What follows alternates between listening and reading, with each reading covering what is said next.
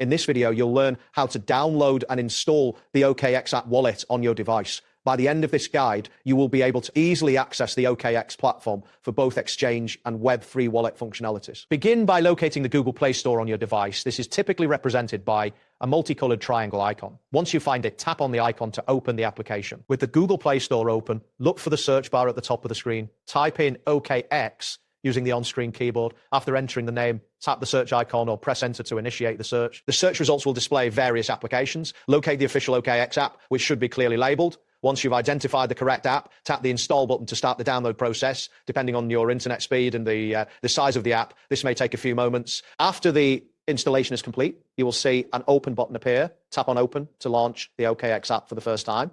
This is where you will be presented with options to either create an account or access the Web3 wallet. If you want to use the exchange features, select Create Account. This will guide you through the process of setting up a new account. Alternatively, if you prefer to access the crypto wallet, tap on Open Web3 Wallet.